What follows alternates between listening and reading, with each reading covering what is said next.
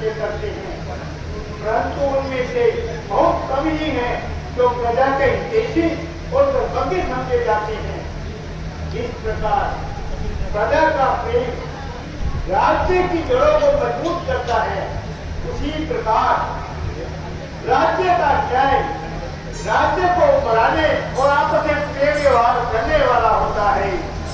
सदा से एकता के वास्ते ये संसार चलता है, प्रजा और राजा से मिलकर ये कारोबार चलता है।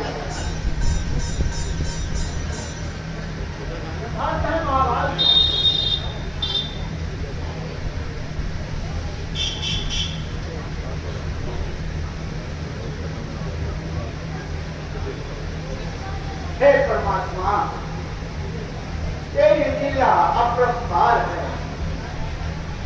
दाता सुख दाता तेरो निस दिन हम गुण गाए। चरणों में शीश झुकाए नेहा लगाए। दीजे चरण रज दाता दाता सुख दाता तेरो निस दिन हम गुण गाए। चरणों में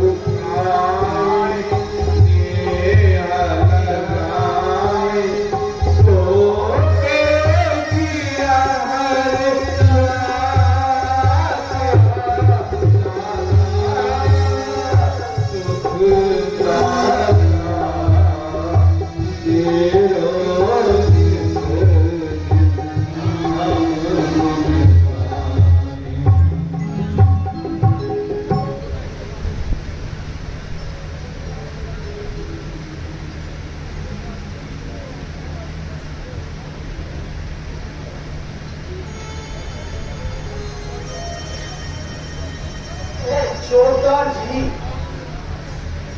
अपने श्री महाराज से कहिए कि श्रवण कुमार उनसे मिलना चाहते हैं।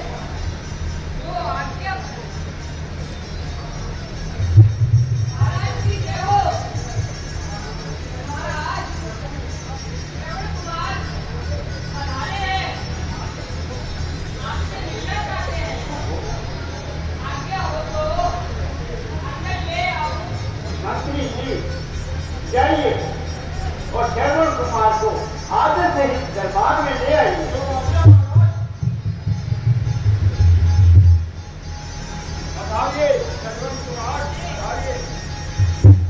हाँ, शुभ दिन, शुभ पल, शुभ अवसर, शुभ काल, श्रवण मंगल स्थान में आए हुआ निहार।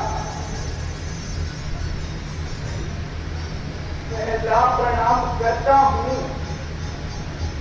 अपने पिता और माता को,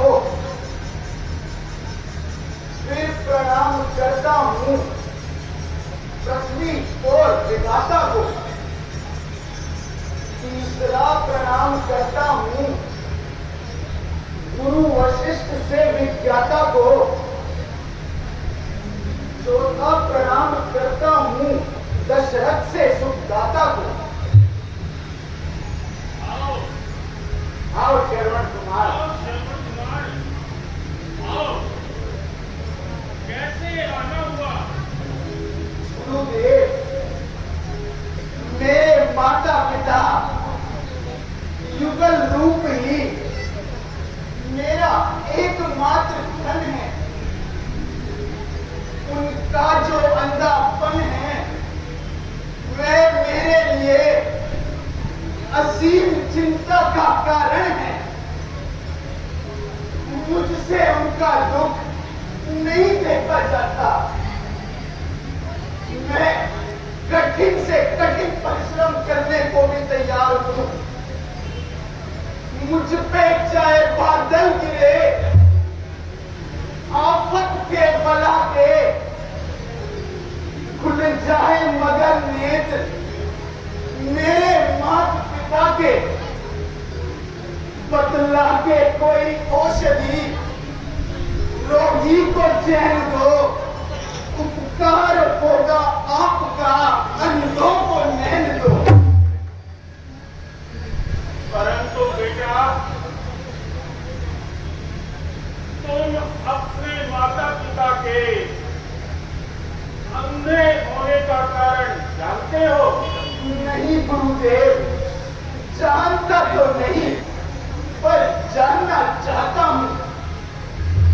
तो सुनो, तुम्हारे माता पिता सदैव के अंधे नहीं थे। उनके कोई संतान न होने के कारण उन्होंने पुत्र प्राप्ति के लिए कठिन तप किया। ब्रह्मा जी आकर बोले, तुम्हारे भाग्य में पुत्र लिखा है। हाँ, यदि तुम अंधा होना स्वीकार करो तो हम तुम्हें पुत्र दे सकते हैं। और उन्होंने अंधा होना स्वीकार करके पुत्र मांग लिया और इस प्रकार तुम्हारा जन्म हुआ। तो आज मुझे मालूम हुआ कि मैं अपने माता पिता का कितना ऋणी हूं। यह है पुत्र स्नेह का आदर्श। पृथ्वी पर सोए, पत्ते खाए, सर्दी गर्मी सही और अंत में अंधा होना भी स्वीकार किया। ये है उनका पुत्र स्नेह। इसलिए अब मैं भी प्रतिज्ञा करता हूं कि अपनी माता पिता की सेवा में अपना जीवन बलिदान कर दूंगा। संसार को दिखा दूंगा कि माता पिता की सेवा का उदाहरण यह है, जो जीवन नाम जपे उनका और जीव को काट निकालूं मैं। करे हाथ न सेवा जो उनकी, वो हाथ के काट के डालूं मैं। जो सिर न झुके उनके पग में, तो धड़ से उतारूं मैं। जिस नैन दिए इस जीवन को, ये नैन उन्हीं पे पारूं मैं। धन्य हो श्रवण कुमार, तुम धन्य हो। संसार को तुम जैसे पुत्रों की आवश्यकता है। आज मेरी आशा जल्द पूर्ण कीजिए। तो जो उपाय हो वह बतलाइए,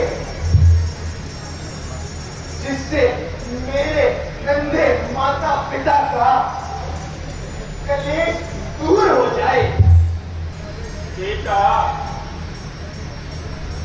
यदि तुम अपने माता पिता को प्रयाग, काशी, बद्रीनाथ आदि तीर्थों की यात्रा करो, तो प्रभु की कृपा से अपने माता पिता को स्वस्थ पाओगे। बना देता है जो कतरे को मोती दीप के घर में,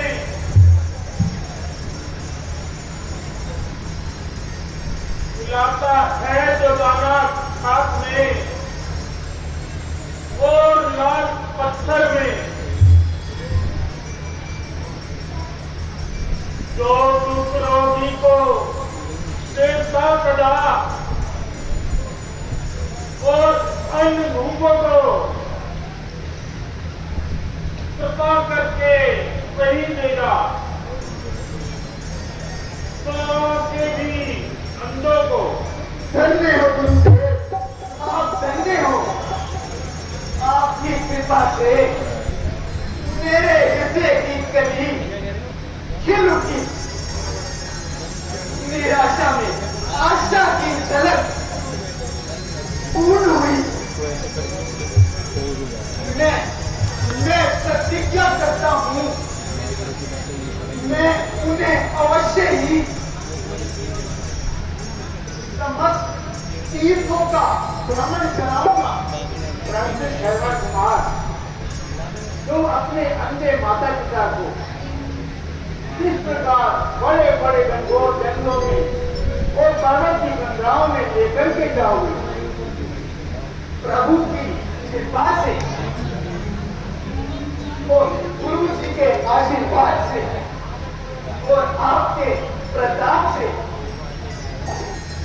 उत्तम पवित्र काठ की कावड़ बनाऊंगा। ठाकुर की तरह उसमें उनको बिठाऊंगा। श्रद्धा के साथ कंधे पर कावड़ उठाऊंगा। उत्साह से अपने उनको मैं लेकर के जाऊंगा। ले जाऊंगा मैं इस तरह कि रथ के द्वार पर नौका ये पार होगी प्रभु के आधार पर। धन्य हो श्रवण कुमार, तुम धन्य हो। तुम्हारी मां की भक्ति धन्य है। यदि रथ, घोड़े, किसी भी वस्तु की आवश्यकता हो तो आप यहाँ से ले जा सकते हो। गुरुदेव की कृपा से सब कुछ ठीक हो जाएगा। जो बहुत कठिन और दूर प्रतीत होता है वह नजदीक हो जाएगा। कावड़ मेरी रथ का काम देगी। वस्त्र आदि मुझे किसी वस्तु की आवश्यकता नहीं। जाए तो वही मददगार होगा। अन्य है जन्म कुमार, तुम्हारी मात्र भक्ति को धन्य हो।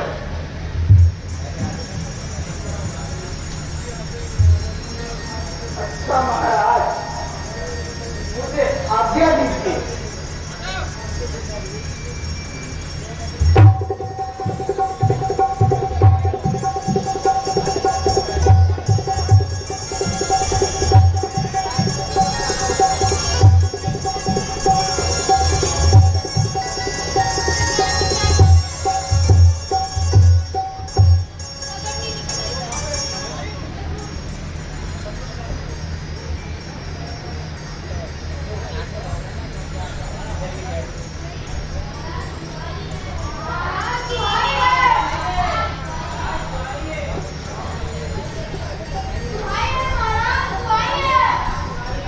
क्या हुआ?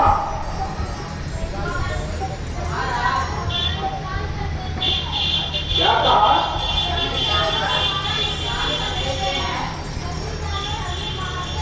ओह,